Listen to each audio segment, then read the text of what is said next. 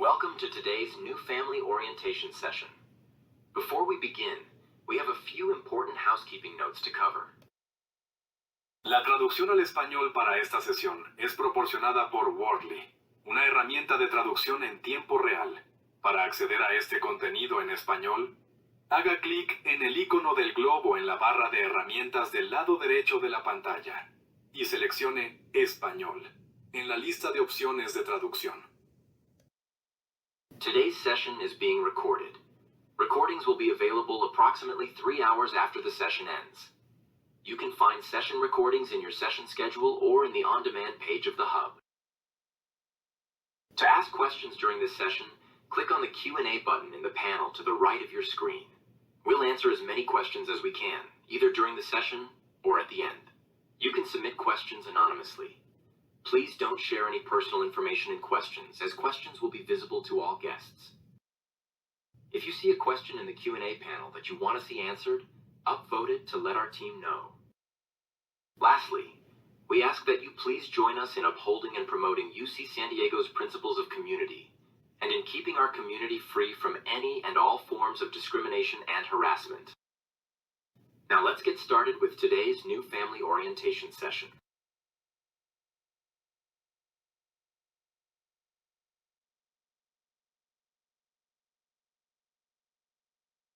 Patients, as was mentioned, we had some technical difficulties, but we're all set now and are happy that you're here.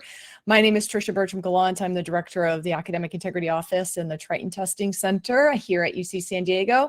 And I'm going to talk about the two AIs, one that's existed for hundreds of years, academic integrity, and the one that has become more paramount in people's minds of late is artificial intelligence and what that looks like for our students here at UC San Diego. So first thing I want to do actually is get you involved. I'm going to open a first poll to find out. I'm really curious about which Gen AI powered apps your student already uses. And while you respond to that poll, I'm going to talk a little bit about what is Gen AI. So briefly, just to make sure we're all on the same page, these are tools that are machines that can generate quote unquote novel output in multiple modes. So we might call them large multimodal models. So because they operate in text, they operate in voice, they operate in video, they operate in images, and they're trained on trillions of tokens, portions of English words, for example, which were largely scraped from the internet, from everything from Reddit posts to Twitter to Wikipedia, YouTube videos, really anything that they could get their hands on off the internet. They are not smart. They do not reason, no matter, well, there's some argument there, right? Some of the models are now saying they have reasoning models, but they are statistical generators. They look at all the data they have, they see the patterns, and based on the input that they're getting from the human user, they determine the next best word, for example, in the sentence. So if I said to you, it's sunny today, the sky is blank, you would most likely say blue or clear or bright. You wouldn't say gray or cloudy, right? And so they kind of work in that same way. They cannot discern fact from fiction. And so this is what you may have heard of called the hallucination problem. It's not a problem. It's a designed in part of the feature. I mean, they're just not trained to know how to discern truth from fiction.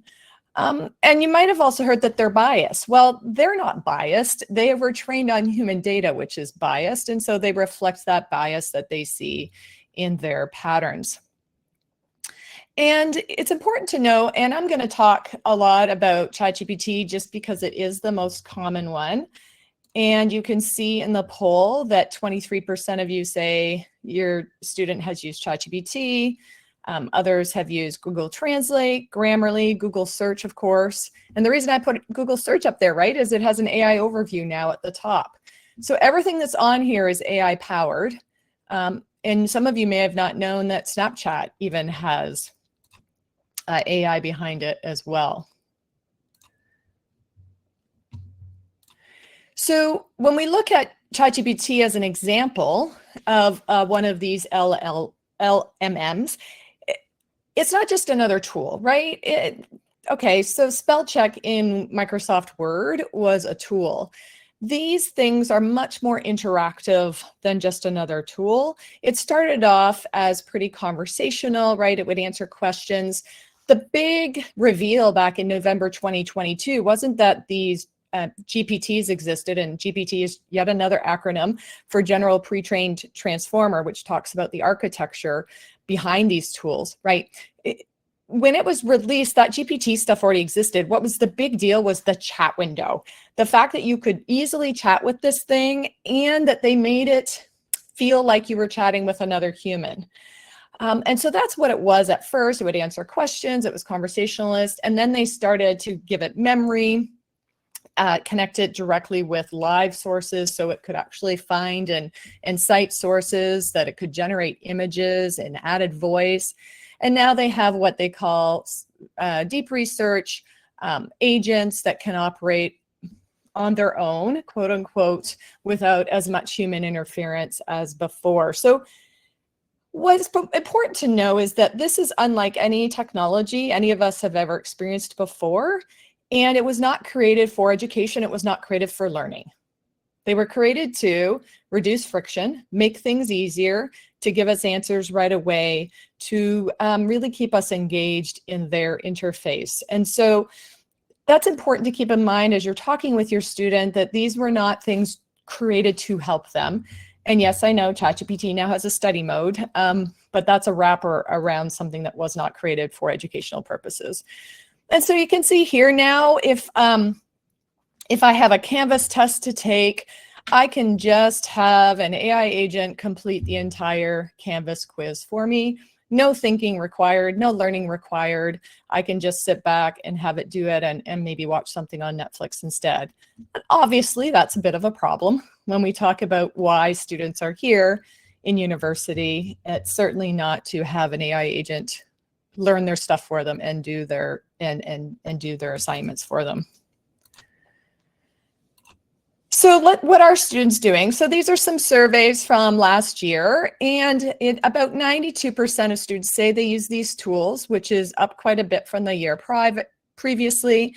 And of those, the majority by far admit that they use the tools to complete their assignments, their tests, their exams, their papers, whatever.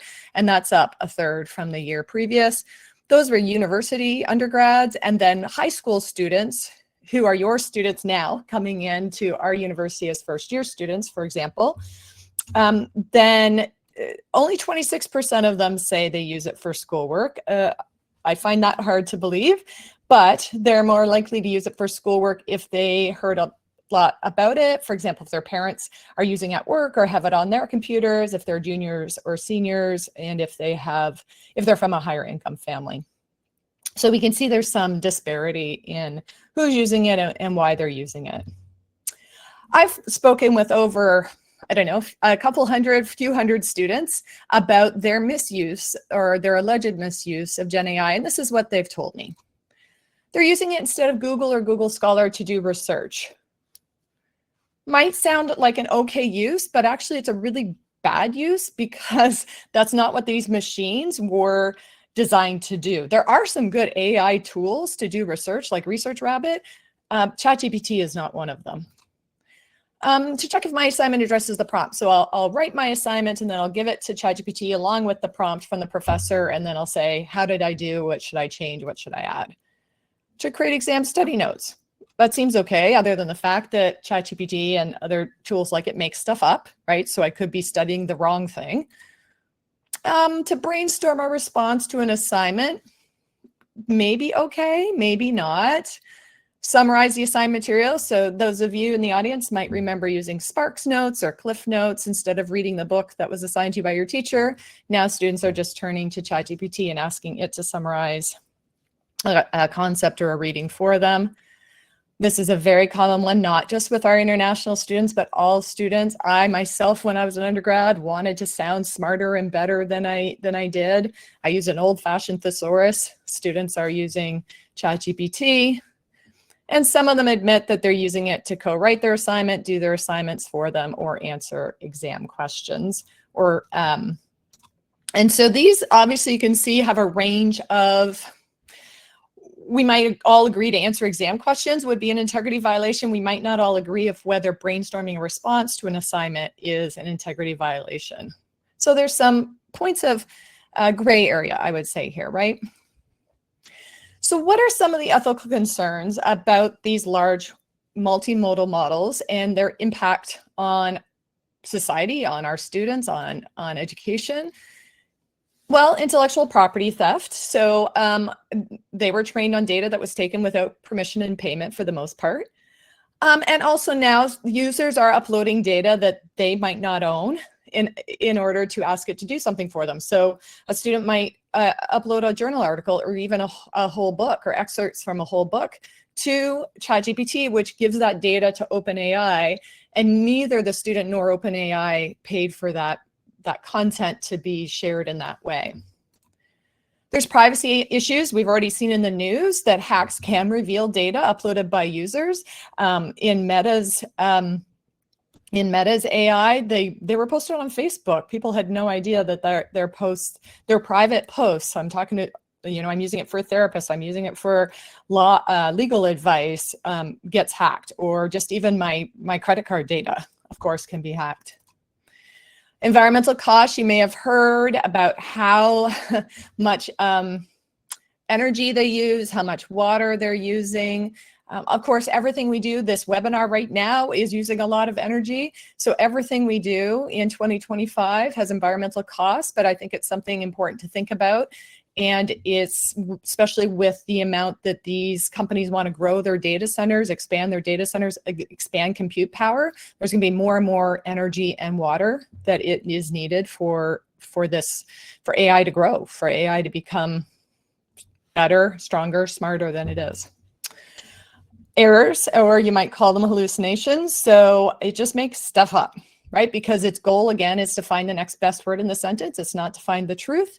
It's not, and its goal is also to give you an answer, right? If you ask it a question, it very seldom says, I don't know. I've never actually had ChatGPT tell me it doesn't know. It'll tell me something and I'll say, well, that's not correct. And it'll say, oh, yeah, you're right. So it was not trained to be truthful. It reflects bias, as I mentioned earlier, and it not just reflects bias, it may amplify biases that have existed for humanity. And because people look at these tools as so authoritative, right? They trust the output they're getting from it, then that might give some biases weight or credibility that they shouldn't have. And of course, improper use, right? By students who are supposed to be demonstrating their knowledge and abilities, but instead they're demonstrating that they could push enter in ChatGPT. So it's really easy. I'm showing a video here where I pasted a professor's prompt in here. I do a little bit of editing because the prompt by itself might not have been good enough. And I tell it exactly what I want in terms of output, and then it'll just give me my paper. It's not very good if I said I need a 500-word essay. It's not very good at that kind of thing, but it will try. It will try to give me something that I want. And at this point, it's probably important for me to say, like I said, ChatGPT has released its study mode, where it's supposed to not do this for students, but it is easily hackable. And of course, students can just turn off the study mode. So this is what it's meant to do. Again, these machines were created to reduce cognitive load from humans and to make the production of words and images and videos more efficient. And that is antithetical to the goal of education. The goal of education is not to be more efficient in producing widgets. So people can offload their thinking and doing to machines. And why do students do this? Well, there's all sorts of reasons why students do it. Some of them are personal, like they're disengaged from their moral compass. Maybe they think that it's not that big of a deal. Everybody else is doing it. It's not really cheating. It's working smarter, not harder. So that's on kind of all forms of moral disengagement. It's definitely because of extrinsic motivation, right? People, I think we forget that we love to learn as humans, and we get into school and it becomes about getting the grade and passing the course and getting the diploma to get to the right college, to get the right degree, to get the right job. Those are all things that are external to me.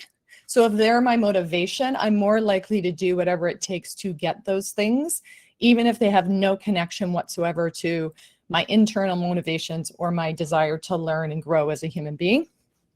And oftentimes students have low self-efficacy. This seems to be a particular issue at a school like ours, where every student is coming with such a high GPA. I don't know what our freshman GPA is this year, but it's usually better than perfect, right? It's usually around 4.1 something or 4.2, when a perfect GPA is 4.0. So they get here and then they get their first B, or they get their first C or D or F, or they're comparing themselves to other people, or they just get in a harder class than they've ever had in high school, and they have a low self-belief that they can do it, or they can do it to the level that they want to. So those are some personal factors. And then there's situational factors like, I don't care about this course, the university's making me take it, I'm an engineering major, I don't want to be taking this writing course that they're making me, or I don't like that it's at 8 a.m., or whatever the context of the course is. Peer norming is a huge one. Everybody else is doing it. If I'm not doing it, I'm falling behind. And instructor influence. I don't really like this instructor. I don't think they care. So there's all sorts of forces that are shaping our behaviors, you know, as human beings. And so that's the real reasons why students might offload or cheat. It's because they're human.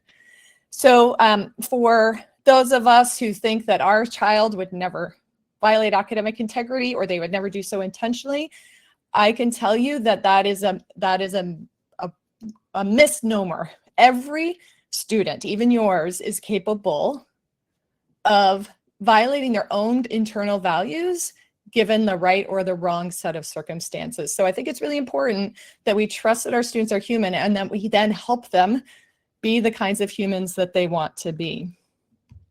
So time for another poll. It's only a violation if a student intends to cheat. If they are like, I'm gonna cheat on this test by making ChatGPT answer for me, versus a student who kind of stumbles into it because they maybe didn't read the syllabus carefully, or they didn't read the assignment prompt. I've had many students say to me, well, I used ChatGPT on this assignment because my other professor let me do it. And they didn't realize that right on the assignment prompt, it says you may not use, you know, Gen AI for this assignment. Okay, while you are, so far there's just a few responses. Everybody is getting it right so far. Oh, there's a few more coming in. I'm just going to go ahead and give you the answer. And the answer is that's false. It's hard to judge intent, right? And so what we look at is actions. Did you have a reasonable expectation that you shouldn't have used ChatGPT on this assignment? And here's the reasonable expectation is our academic integrity policy says you may not use these things unless the professor has specifically told you you can. So it's not the absence of information from a professor, it's the inclusive information from a professor. So if a professor says you can use ChatGPT to offload your thinking in certain parts of the assignment, then go ahead. But if they do not say that you can, then that means you can't.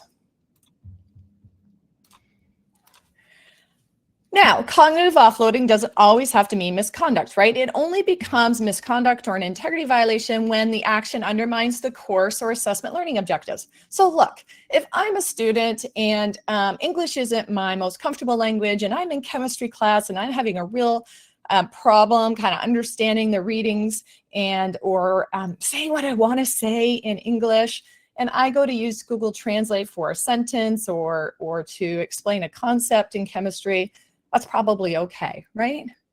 But if I'm in my French language class and I write my assignment in English and then have Google Translate put it into French, that would definitely be cheating, even if it was just a sentence. that would still be cheating. So it really is matched to the course learning objectives, but also when it's a dishonest representation of my knowledge and skills. So if I'm pretending that I wrote this paper, but actually I co-wrote it with ChatGPT, or it wrote most of it and I just edited it, then that's dishonest, right? Because the professor wants to understand what the student knows, what the student can do, what the student thinks. Did they understand the readings? Can they communicate their understanding? Did they make connections between different course concepts in the readings? We don't care what ChatGPT doesn't think, but we don't care what content it spits out. Now, there might be some classes where a professor is encouraging the student to use the tools because we do want students to be prepared for a world of work in which they will be using these tools. But we also understand that there's some foundational knowledge that people need in order to be in order to be able to use the tools responsibly and ethically. I have to be able to judge the output that I'm getting from those tools if I'm going to need them. So our goal is to help your student move from novice to expert, and then use those tools in a way that only experts can, as assistants rather than as replacements from our brains. And of course, if it violates the rules or of the assessment or the course, if it says you may not use it, then you may not use it, regardless of whether the student disagrees with the professor or not. So as we saw earlier, there's a continuum of use, right? And some of them might be okay, and in terms of ethical, and some of them may not be. But all of them may shortcut learning. So again, if I'm using it to help me learn concepts and ideas, that could be okay, but what if it's wrong? What if it's teaching me something that is incorrect? Or what if I think that by creating exam study notes, I'm actually using it in an ethical way? Yeah, that's fine. But actually, if I was creating my study notes, I would actually learn the material. So we have this notion that the goal is to create exam study notes and then study for them. But actually from learning science, we know that the creation of the notes themselves actually feeds into the learning. So just because it's ethical doesn't mean, or just because it wouldn't be an integrity violation doesn't mean that it would be best for the student to use it in a learning situation. So here are some facts that I want you to know from UC San Diego. We actually have created our own LMM. It's called Triton GPT. It's available to all students.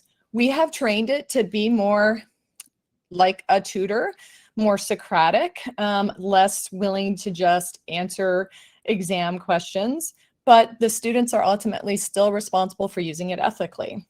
The human always is the one responsible for the output of these machines, right? So we recommend if a student is going to use an AI tool that they use Triton GPT. It's free. Their privacy is more protected. We're not sending the data out to any company. It's all staying here. And we have trained it to not just simply give answers to your students. So we recommend using it for, you can also just use it to learn more about UC San Diego. You can ask it questions like, what would happen if I got caught cheating? And it will go to our website and then answer that question. There are AI detectors, and they are used to assist faculty in verified learning. We do not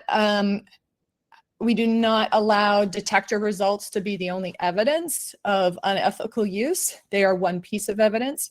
So here you do not have to worry about your student falsely, we hear a lot in the news about faculty saying, oh, well, detector says, 80% of your papers from ChatGPT, so I'm giving you a 0. That does not happen here. Our office exists to ensure students get fair due process. But we do use all pieces of data to help verify, is the student learning and demonstrating the knowledge and abilities we're expecting them to generate. We have noticed since ChatGPT came out that 40% of our caseload is now Gen AI misuse. So students using it to offload when they shouldn't be. And unfortunately, some students have been suspended for submitting Gen AI work as their own. So this is serious stuff. Our investment is in your student. They have a limited time with us, and we want them to get as much personal and professional development out of their time here as they can. And learning how to use AI is only one small little corner of that personal and professional development. Really, the development is, what can I do? And frankly, what am I going to bring as a human in terms of added value to the workplace, to graduate school, that a machine is not going to bring? So our goal is to develop your human student. And so we don't always want them, like I said, over relying on these tools. Well, this should be a giveaway because I kind of already answered it. Oops, that one, not that one. Do professors have to tell their students when they're not allowed to use the tools? And Grammarly is a tricky one, right? Because a lot of your students have probably grown up using Grammarly, and they don't even realize that it is totally AI powered now. And we have had a lot of students reported for their paper sounding like a machine wrote it, because essentially a machine rewrote it, right? They wrote the paper, then they used Grammarly and they just clicked yes, yes, yes, yes, yes to all of Grammarly's suggestions. You know what that does? It just flattens out the student voice. It makes them sound like a robot. It makes everybody's language sounds the same. And I'm not saying it makes it sound better. It actually doesn't make it sound better. It makes it sound generic and bland. And again, we want students to learn what's their voice. What do they want to sound like? How do they want to persuade people? I don't know if you're like me and you're noticing on, say, LinkedIn or other social media sites that so many posts now sound like it's not this, it's that, right?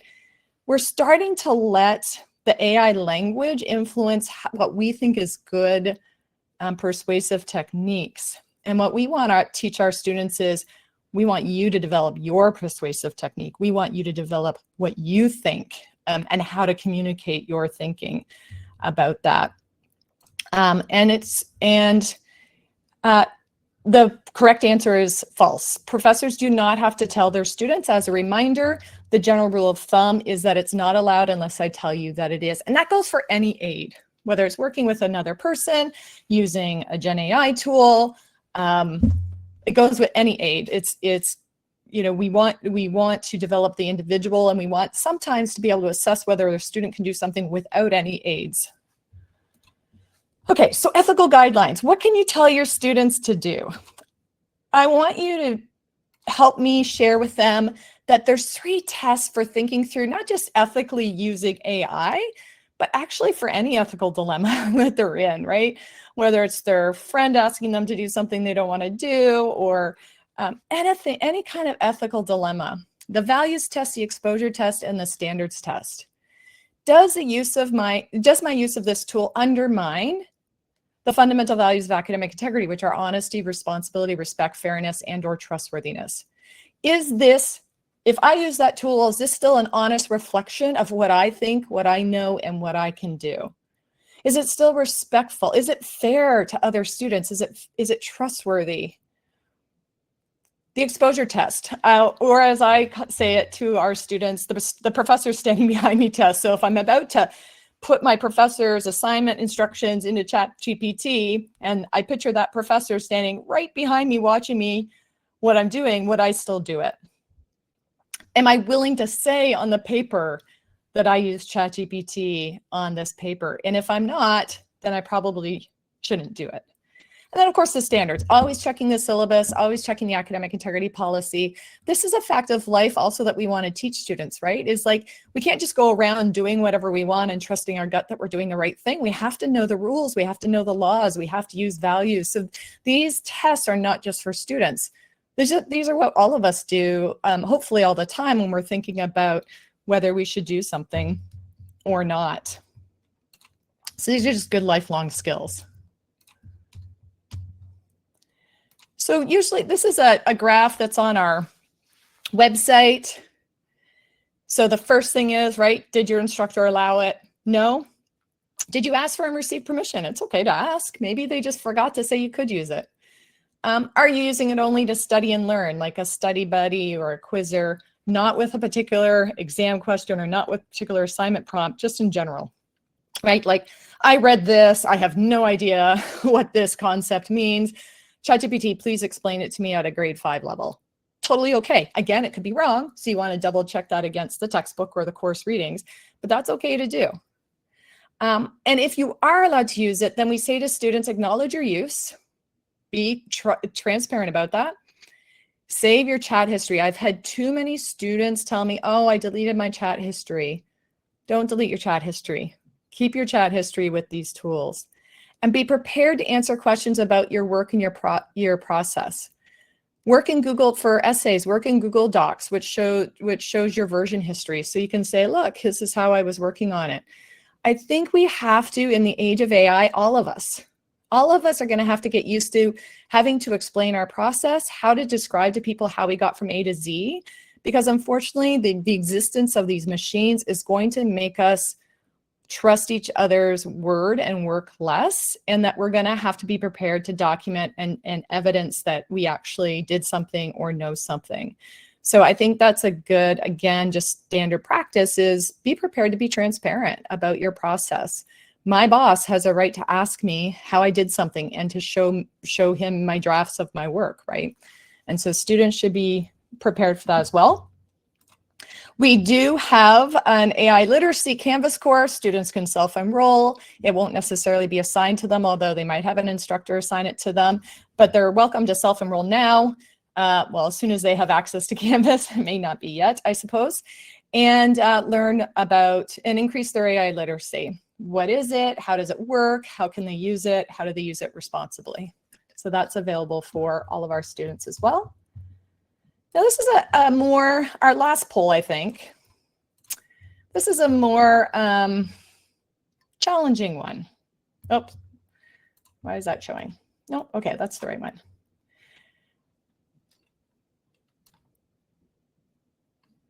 Imagine your student is here. It's the 4th week of the fall quarter. So exams are starting, midterms are starting, they're already underway. They're feeling stressed. They're considering getting ChatGPT to do some of the work for them.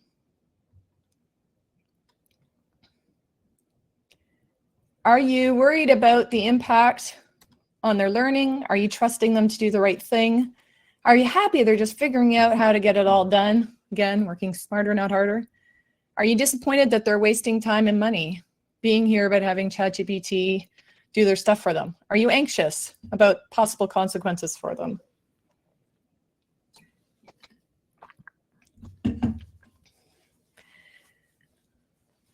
And one of the most fascinating conversations to me since ChatGPT has come out has been the trust conversation, and amongst educators, right? Like, I just want to trust my students, and I want to emphasize again, we should trust that our students are humans and they are going to be tempted to do the wrong thing.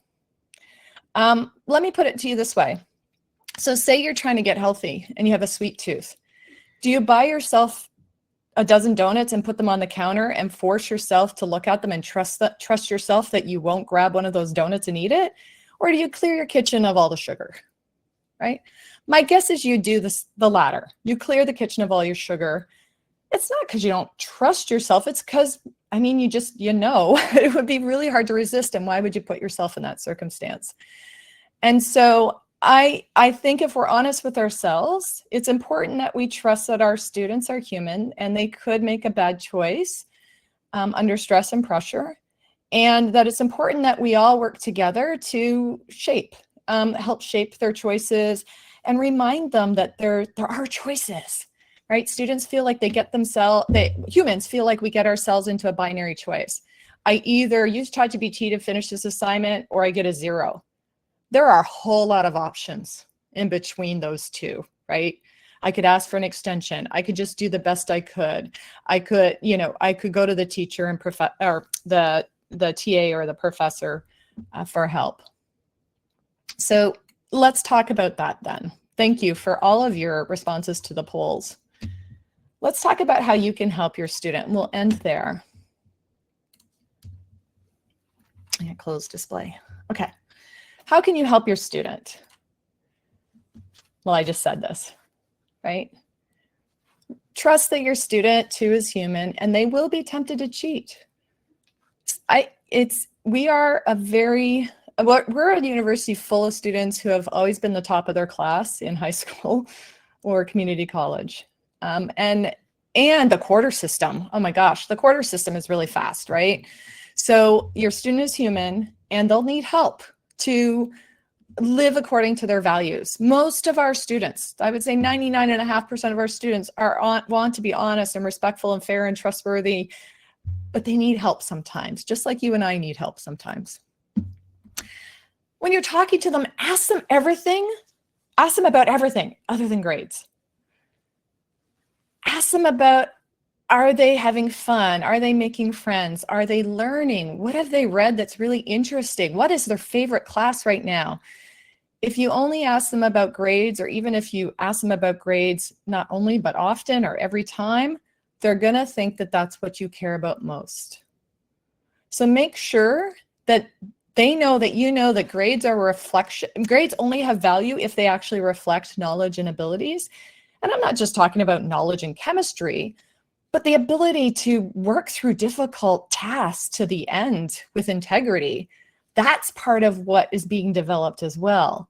So even if I think I don't need to be taking this course, I don't need to understand any of this material, part of going to school is figuring out, how do I slug through tasks that really suck or are really hard, right? And helping them remember that there's more to life than grades. As I say to students, grades are currency in our society, no doubt. They needed high grades to get in here. They'll need high grades to get into med school or law school or whatever. But not every grade on every assignment has currency. One of my saddest moments was when I had to suspend 3 students because they cheated on 2 questions of an exam that they would have gotten an A on if they had just skipped those 2 questions. So not every grade on every question has currency. Help them focus on the key goal. Look, we are now as humans competing against machines, right, for jobs. What employers are going to be looking for? I know everybody in the media is saying that, you know, they'll be looking for people who can use AI. Yeah, but again, you can't really use AI smartly until you have some expertise yourself.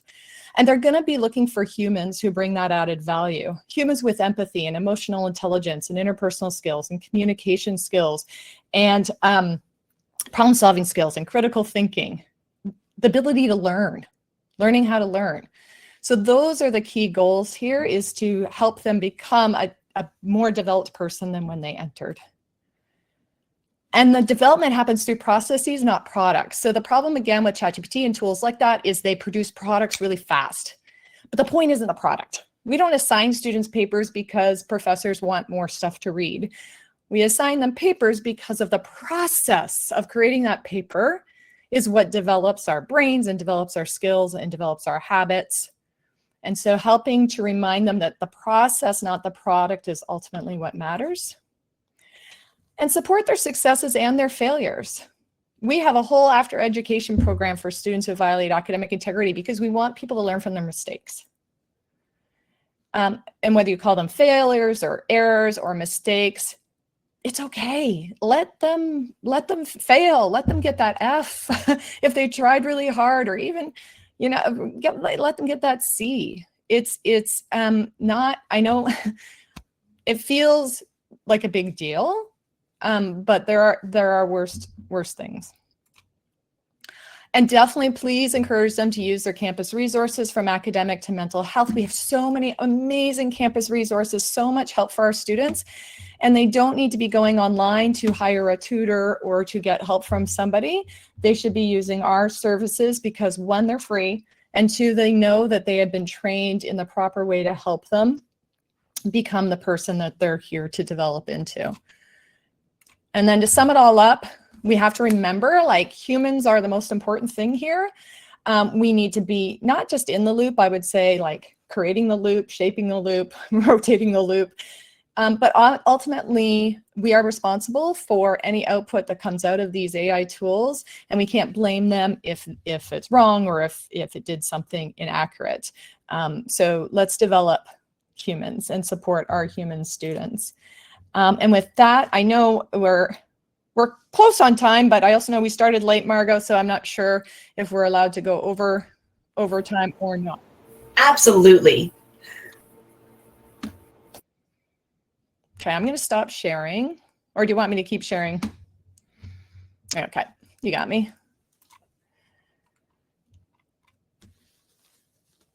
So, good pending question. I'm going to approve it so everybody can see it. My husband's company encourages all employees to use ChatGPT to write and communicate with others. I'm not sure if your department knows that is a trend. Absolutely, I know that that's the trend. And again, our goal is to help students develop the ability to communicate orally and in writing with other people. And to be able to do that, I would say the employees in your company probably learned how to do that before ChatGPT came along. And so they're able to use it in a different way than a novice communicator would be able to use it, right? So our goal is to help students become sufficient communicators and then be able to augment that with things like ChatGPT. But we know that an over-reliance on it is antithetical to education, to development. So that's not to say that some professors aren't going to let them use it to communicate, right? Some will. But some won't, like in a writing class, right? The goal is not to see, again, if a student can use ChatGPT in an intro writing class to spit something out. Maybe later, but we want to see if the student can develop their ideas and communicate their ideas so they can become a more responsible, effective user in working with these tools. I hope that makes sense. What is the code of conduct regarding professors or teaching assistants using Gen AI tools for their teaching materials or exams?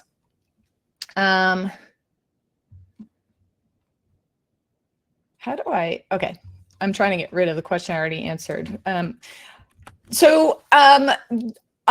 out of my bailiwick in the sense that my office doesn't have we don't do the code of conduct for professors.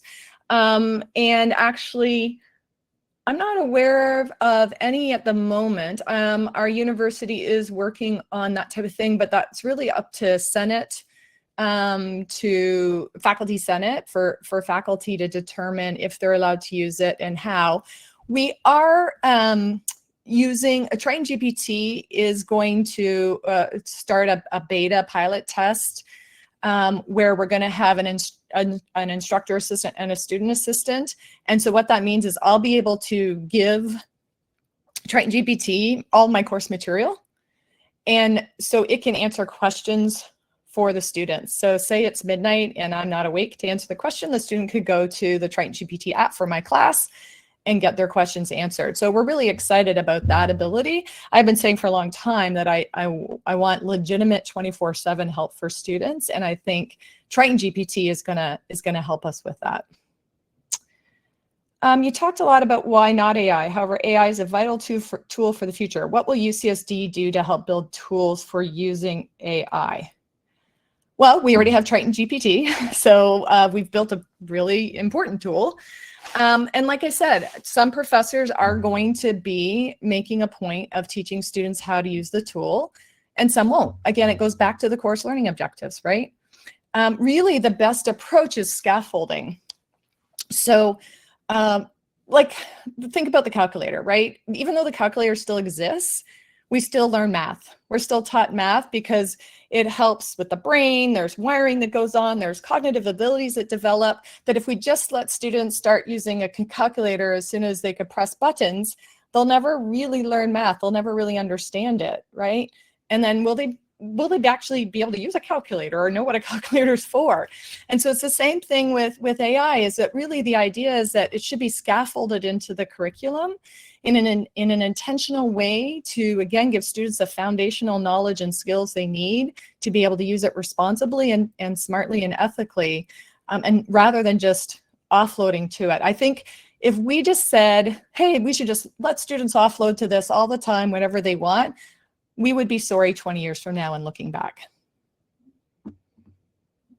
Is Triton AI available to parents? Not that I know of. I think you have to sign in as a UCSD community member. But that could be a coming thing. One thing that Triton GPT is, I think another phase in its development is for us to be able to create a chat window just for our website. And so if that comes to pass, then it's available for parents in the sense of you'd be able to use it to query our websites, our documentation, everything about our, our advising process and all that kind of stuff. If a student does have an academic integrity violation on their record, how does that impact grad school applications, internships, job prospects? Great question. So it depends. What I love about our process here is, like I said, we treat a first violation especially as a teachable moment. And so we have this, and it's on our website, this phenomenal after education program, which based on experience, I won't get into details, but basically takes the experience of an integrity violation and uses it for learning. And we actually feel like students who have taken our education with us are more desirable as applicants. In fact, we hire a lot of them to work in our office. More than half of our student staff have been through our process and have an integrity violation. And so when I said depends, it depends on if the student learned from it, right? Are they able to talk about it if it's required to be disclosed, which is not always for internships and job prospects. Most of the time, they're not even asked this question. But med school and law schools, if they're asked that, they are asked that question. And if they explain it well, and we'll help the students, we'll meet with them and help them figure out what they're going to say. We've had tons and tons of students with violations go on to grad school, medical school, law school. Really, it's if they have multiple violations that begins to become a problem, I would say. Parents are not notified. No, unless the student tells you. We do not notify parents because our students generally are 18 years or older.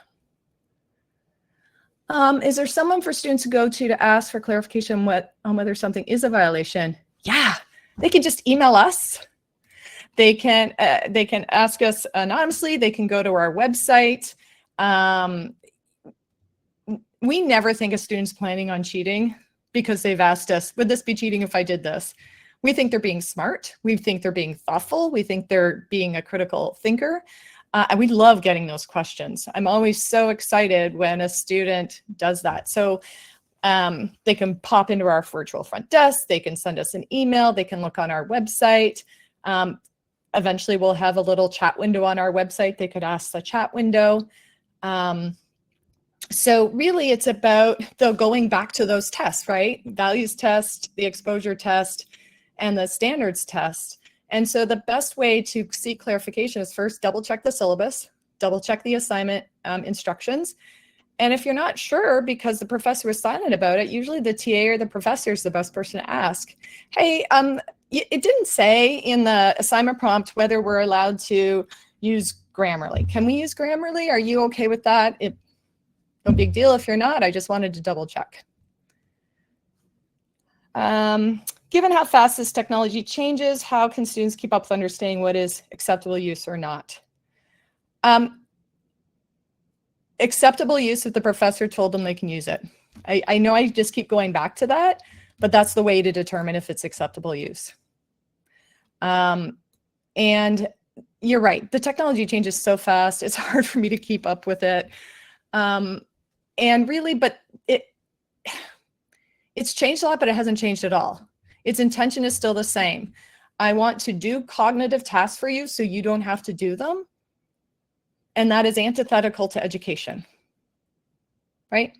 So just always thinking, am I getting the chat to do something that I should be doing myself, that I'm being asked to do myself?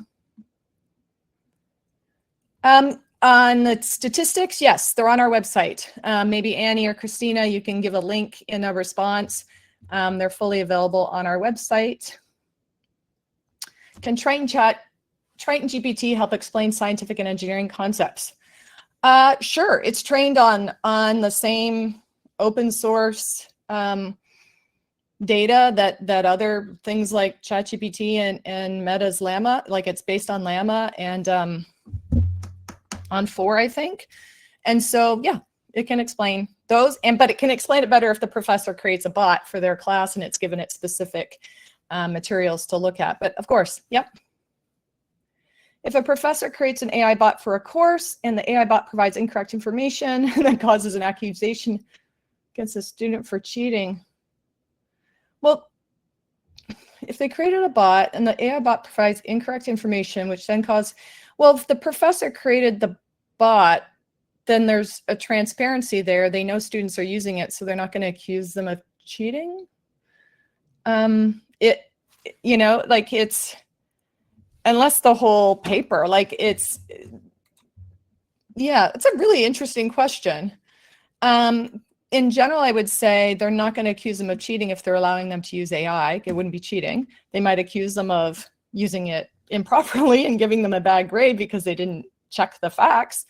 But the student always has recourse. Look, we get a lot of students reported for using Gen AI as a violation, and we get a lot of those allegations withdrawn.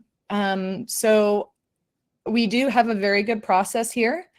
That's what my office is for. And so it's not like at other schools and colleges, like I mentioned, where faculty can just accuse a student of cheating, give them a 0 and move on. It's not allowed here.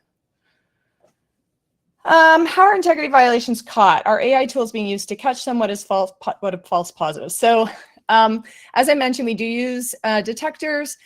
We don't use any of the bad ones that are all over the internet, and they can't be the only piece of data. Really, it's about, well, sometimes it's because the student left the information in there from the chat tool, right? Hey, this is the answer you asked for. Do you want anything else? That's kind of obvious. Usually make fabricated references, fabricated facts, things that don't match. Basically, a professor reading the paper is going to say, this wasn't written by a student in my class, and here's all the evidence that, you know, makes me think that. And then we talk to the student, and the majority of times students say, yeah, I did it. Like I ran out of time. I had I have 4 pages written, but I needed 6 pages. And I gave ChatGPT my 4 pages and the prompt and asked it to finish my paper for me. So a lot of students are very honest. And I think that's because we allow them to make mistakes in a relatively safe situation. And that's why we don't kick students out on a first violation. Generally speaking, at the undergrad level. So there's all sorts of ways to tell that a student submitted a paper that does not demonstrate their knowledge and abilities. And one of the best ways to figure that out is by talking to the student about what they included in their paper. And if they can't talk about it, it's a pretty good evidence. Whew. I was like rapid fire, like a speed dating session. Did I answer all the questions? Looks like I did. Well, I thank you all. I thank you for your engagement. I hope I answered your questions. And please visit our website. And if you can't find anything there, tell your student they're more than welcome to email us and ask for more